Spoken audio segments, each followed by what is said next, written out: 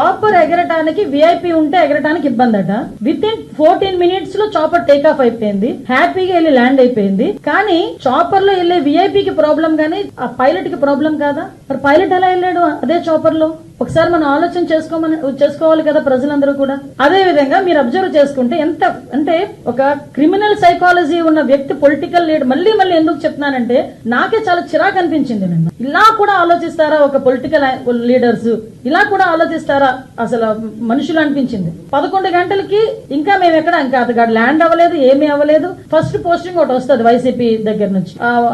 ఎక్కడ పడితే అక్కడ పోలీసులను అడ్డుకుంటున్న, వైసీపీ నేతలను అడ్డుకుంటున్న పోలీసులు మమ్మల్ని అక్కడ వరకు రానివ్వట్లేదు అని ఒక పోస్ట్ పెడతారు. విత్ ఇన్ 30 minutes లో హెలీప్యాడ్ దగ్గర భద్రతా వైఫల్యం, పోలీసులు ఎవరు లేరు. అక్కడేమో పోలీసులు ఉన్నారంటావు, ఇక్కడేమో పోలీసులు లేరంటావు. అసలు ఎలాగ జనాల్ని ఎలా సైకలాజికల్ గా వాళ్ళు ట్యూన్ చేయడానికి ప్రయత్నం చేస్తున్నారని చెప్పడానికి మీకు ఒక ఉదాహరణ చెప్తున్నా.